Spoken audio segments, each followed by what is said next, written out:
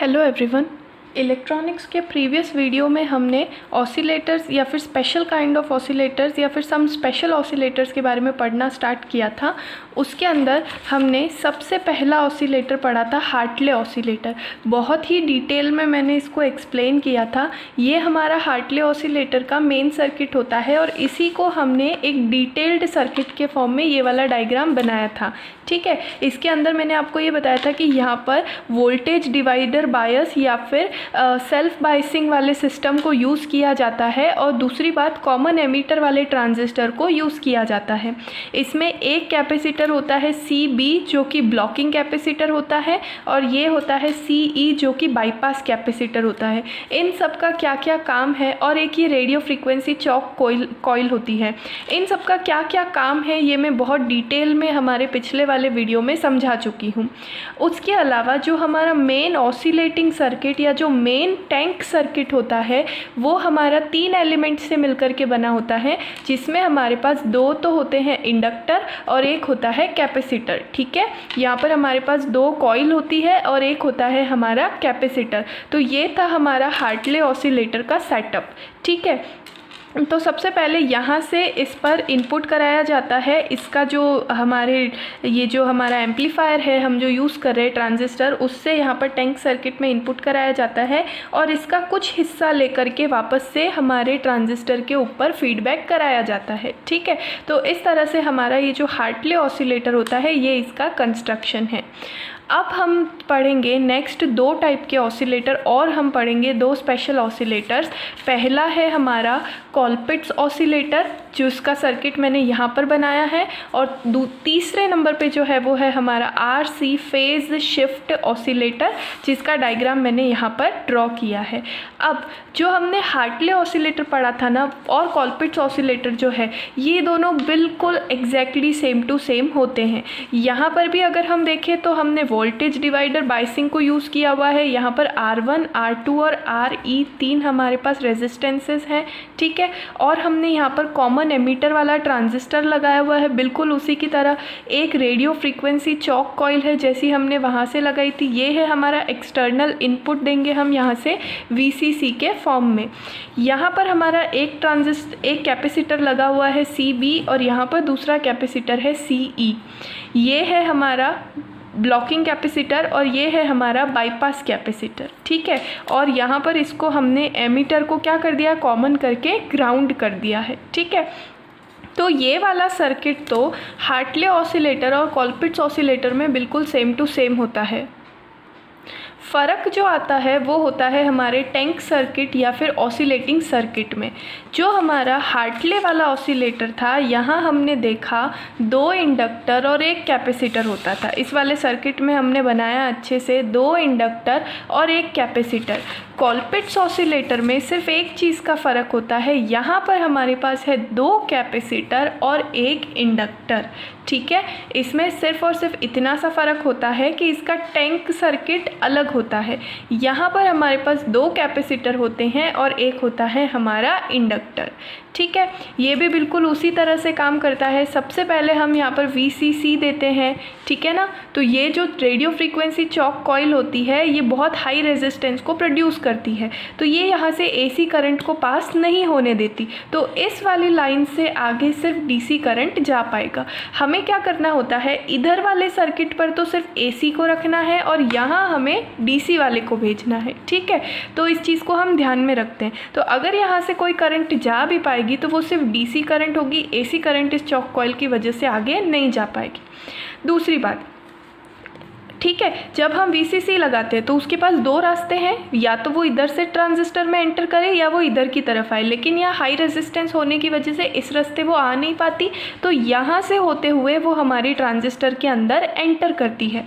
अब जब इस ट्रांजिस्टर के अंदर एंटर करती है तो फिर उसमें ट्रांजिस्टर ऑपरेटिंग मोड में आ जाता है और यहाँ पर ये ट्रांजिस्टर वर्क करने लगता है। ठीक है, एक्टिव मोड में आ जाता है। फिर ये जो CE है ये क्या होता है, ये होता है हमारा बाईपास कैपेसिटर। तो हमारा ये जो कैपेसिटर है ये अपने में से होकर सिर्फ एसी करंट को पास होने देता है। तो ये क्या करता है, सारी ही एसी करंट को अपने अंदर से रास्ता दे देता है, बाईपास करा देता है और नीचे ग्राउंड में भेज देता है। तो यहाँ हमारे पास सिर्फ क्या बची, एसी करंट तो इस रास्ते आ गई, सिर्फ हमारे पास डीसी करंट बची जो कि हमारी टैंक सर्किट के अंदर जाएगी। अब इस टैंक सर्किट में ऑसिलेशन होने स्टार्ट हो जाएंगे क्योंकि यहाँ पर कैपेसिटर भी है और इंडक्टर भी है। एलसी सर्किट मैं टैंक सर्किट आपको बहुत डिटेल में ऑसिलेटर वाले टाइम पढ़ा चुकी हूँ, है ना, कि क्या होगा, सबसे पहले कैपेसिटर चार्ज होगा, फिर जब वो डिस्चार्ज होगा तो एल के अंदर एनर्जी स्टोर होगी, फिर वापस वो एनर्जी किस में, इस कैपेसिटर को उल्टी डायरेक्शन में चार्ज करेगी, फिर वापस वो डिस्चार्ज होगा। तो इस तरह से इस सर्किट के अंदर ऑसिलेशंस स्टार्ट हो जाएंगे। लेकिन वो ऑसिलेशंस हम जानते हैं कि टाइम के साथ साथ उनका एम्पलीट्यूड कम होता जाएगा, वो हमारे ऑसिलेशंस डैम्प्ड ऑसिलेशन होंगे। अब इस डैम्पिंग को कम करने के लिए हम यहाँ से वापस से क्या करा देते हैं, कुछ फीडबैक लगा देते हैं। तो ये हो गया हमारा फीडबैक पाथ। कुछ हिस्सा यहाँ से लेकर के हम क्या करा देते हैं, फीडबैक, कि उस सिग्नल में जितनी कमी हो रही है हर बार अगर उतना ही हम फीडबैक दे दें तो वो कमी दूर हो जाएगी। तो हमें क्या मिलेगा, इनफाइनाइट टाइम तक अनडैम्प्ड सिग्नल्स मिलते रहेंगे। तो यहाँ से हम इसको फीडबैक करा देते हैं। रास्ते में एक कैपेसिटर CB लगाया है जिसे हम ब्लॉकिंग कैपेसिटर कहेंगे। ये क्या करता है, ये अपने अंदर से आने वाले डीसी सिग्नल्स को रोक देता है। हमने देखा ना, जो कैपेसिटर है वो सिर्फ एसी धारा को ही जाने देगा। तो यहाँ से सारी की सारी एसी करंट तो यहाँ तक पहुँच जाएगी और डीसी करंट यहीं पर ब्लॉक हो जाएगी। तो इस वाले सर्किट पर यहाँ से भी एसी करंट आ रही है और यहाँ से भी एसी करंट आ रही है, ठीक है। तो यहाँ पर ये हमारा काम करेगा ब्लॉकिंग कैपेसिटर की तरह। तो ये हो गया हमारा कॉलपिट्स ऑसिलेटर, बिल्कुल हार्टले ऑसिलेटर जैसा है, सिर्फ उसके अंदर 2 L और 1 C होता है और यहाँ पर 2 C और 1 L होता है। सिर्फ टैंक सर्किट में फ़र्क होता है, बाकी कोई भी चीज़ में फ़र्क नहीं होता। यहाँ पर भी 180 का फेज़ डिफरेंस इस वोल्टेज डिवाइडर बायस से आता है और 180 का फेज़ डिफरेंस इस फीडबैक मेथड से कराया जाता है। तो इस तरह से टोटल फेज़ डिफरेंस 360 का हो जाता है और ये बार्कहाउज़ेन क्राइटेरिया को फुलफ़िल कर देता है। तो ये तो हुआ हमारा सेकेंड टाइप का ऑसिलेटर, कॉलपिट्स ऑसिलेटर, ठीक है, जिसकी वर्किंग और कंस्ट्रक्शन बिल्कुल हमारा हार्टले ऑसिलेटर के जैसा है। थर्ड नंबर पे हमारा आता है RC फेज़ शिफ्ट ऑसिलेटर, ठीक है। अब RC फेज़ शिफ्ट का क्या मतलब है कि इसके अंदर हम R और C को यूज़ करके इसकी कला को शिफ्ट करते रहेंगे, इसके फेज़ को शिफ्ट करते रहेंगे। अब आपको देख करके पता चल रहा होगा ये सिस्टम इस वाले कैपेसिटर या इस वाले ऑसिलेटर में भी सेम टू सेम है, यानी यहाँ पर भी हम वोल्टेज डिवाइडर या सेल्फ बायस का यूज़ करते हैं और जहाँ पर भी हम वोल्टेज डिवाइडर को यूज़ कर रहे हैं वहाँ पर 180 डिग्री का फेज़ डिफरेंस प्रोड्यूस हो जाता है। और वैसे भी यहाँ पर इस वोल्टेज डिवाइडर बायस को ट्रांजिस्टर पे यूज़ किया जा रहा है, कॉमन एमिटर। तो इस पूरे सिस्टम की वजह से हमारे पास 180 का फेज़ डिफरेंस आ जाएगा। यहाँ पर भी इस बाईपास कैपेसिटर है CE जो आने वाली सारी AC करंट को क्या करा देगा, यहाँ पर ग्राउंड करा देगा और आगे हमारी सिर्फ और सिर्फ DC करंट जा पाएगी। अब यहाँ पर हम देखते हैं कि 3 तो कैपेसिटर है और 3 हमारे रेजिस्टेंस है, ठीक है। तो यहाँ पर इंडक्टर नहीं होता है, सिर्फ R होता है और C होता है। तो ये हमारे 3 आइडेंटिकल यानी एक जैसे कैपेसिटर है। तो इसके अंदर हमारे पास 3 आइडेंटिकल कैपेसिटर्स होते हैं, 3 एक जैसे कैपेसिटर होते हैं। और जो हम रेजिस्टेंस यूज़ करते हैं उसमें से 2 रेजिस्टेंस तो R होते हैं आइडेंटिकल, तीसरा हमारा R डैश होता है जो कि R माइनस HIE के बराबर होता है। अब इसमें HIE को क्यों माइनस किया गया, क्योंकि यहाँ से हम इस फीडबैक को वापस से अटैच करेंगे तो इस ट्रांजिस्टर का हमारा इनपुट रेजिस्टेंस जो होगा वो क्या होता है HIE के बराबर। तो ये दोनों ऐड हो जाएंगे ना रेजिस्टेंस, इस पूरे सर्किट के लिए दोनों रेजिस्टेंस ऐड हो जाएंगे। तो R डैश प्लस HIE है ना, और R डैश की वैल्यू क्या है R minus HIE plus HIE, ये दोनों चीज़ें कैंसिल हो जाएगी और तीसरा वाला रेजिस्टेंस भी हमारा किसके बराबर हो जाएगा, R के बराबर। अब यहाँ अगर हम इसको भी R ही रख देते, R' नहीं रखते, तो ये R हो जाता और आगे जाकर HIE से जुड़ जाता, तो इस थर्ड लूप के अंदर हमारा रेजिस्टेंस ज़्यादा हो जाता।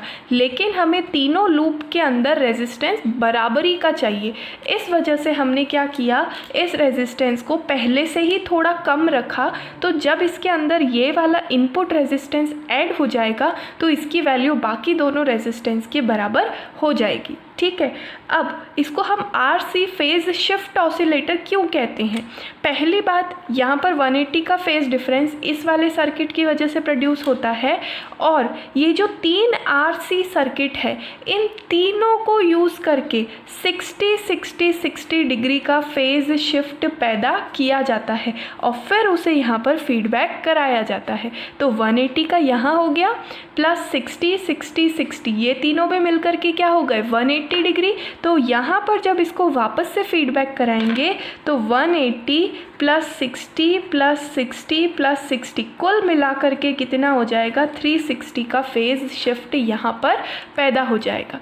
ठीक है, तो इस तरह से यहाँ पर भी टोटल फेज़ डिफरेंस कितना आ जाता है 360 डिग्री का आ जाता है, और बार्कहाउज़ेन क्राइटेरिया की कंडीशन को ये वाला हमारा ट्रांजिस्टर भी फुलफ़िल करता है। ठीक है, अगर इसे यहाँ तक ही जोड़ दिया जाता है ना, सिर्फ इसे यहीं तक कनेक्ट करके छोड़ दिया जाता है, ये जो हमारा फीडबैक लूप है ये नहीं बनाया जाता, तो हमें क्या मिलते, डैम्प्ड ऑसिलेशन मिलते हैं ना, जो टाइम के साथ साथ जिनका एम्पलीट्यूड कम होता जाता। लेकिन इस डैम्पिंग को कम करने के लिए इसका कुछ हिस्सा फीडबैक कराना ज़रूरी है, इसीलिए हमने इस रेजिस्टेंस की वैल्यू को भी कम रखा है ताकि फीडबैक कराने पर वो बैलेंस हो जाए।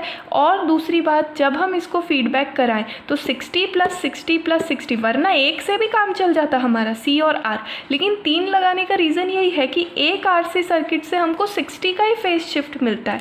तो 180 प्लस 60 कितना हो जाता 240 होता, और 240 से हमारी बार्कहाउज़ेन क्राइटेरिया फुलफ़िल नहीं होती।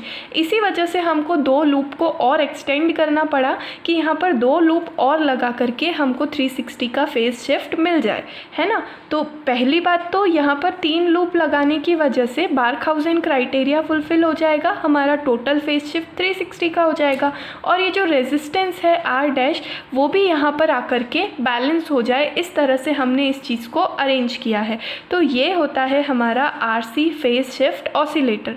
तो इसकी कंस्ट्रक्शन में भी हम यही चीज़ें लिखेंगे कि यहाँ पर वोल्टेज डिवाइडर बायस को यूज़ किया जाता है, एक कैपेसिटर होता है RE, बाहर से इसको इनपुट दिया जाता है VCC, RE हमारा बाईपास कैपेसिटर है, फिर इसके अंदर 3 आइडेंटिकल और कैपेसिटर लगाए जाते हैं, टैंक सर्किट की तरह काम करते हैं, और यहाँ पर 2 रेजिस्टेंस आइडेंटिकल होते हैं जो R होते हैं, और तीसरा जो रेजिस्टेंस होता है वो R' रखा जाता है, क्योंकि फीडबैक कराने पर ये HIE के साथ जुड़ करके R के बराबर हो जाएगा।